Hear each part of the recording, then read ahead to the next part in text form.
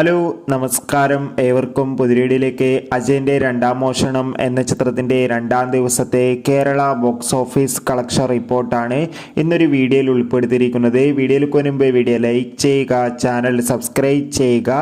ഈ വരുന്ന സെപ്റ്റംബർ മാസം ധാരാളം ചിത്രങ്ങൾ ഇനി അങ്ങോട്ട് OTT റിലീസ് ചെയ്യാൻ പോവുകയാണ്.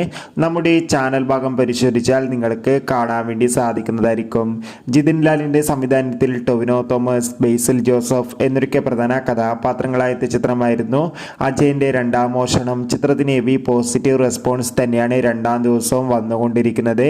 അതുകൊണ്ട് തന്നെ എല്ലാ സിനിമാ പ്രേമികളും ഒരേപോലെയാണ് ചിത്രത്തിൻ്റെ ഓരോ കളക്ഷൻ അപ്ഡേഷനും അറിയാൻ വേണ്ടി കാത്തിരിക്കുന്നത്. രണ്ടാം ദിവസം മികച്ചൊരു ബുക്കിംഗ് നടന്നതുകൊണ്ട് തന്നെ രണ്ടാം ദിവസം മാത്രം ചിത്രത്തിന് കേരളത്തിൽ നിന്ന് 2.5 കോടിക്ക് മുകളിൽ കളക്ഷൻ നേടിയെടുക്കാൻ വേണ്ടി സാധിക്കുമെന്നാണ് അറിയാൻ വേണ്ടി സാധിച്ചിട്ടുള്ളത്. എന്തായാലും കാത്തിരിക്കാം നമുക്ക് ചിത്രത്തിൻ്റെ കൂടുതൽ അപ്ഡേഷൻ അറിയാൻ വേണ്ടി.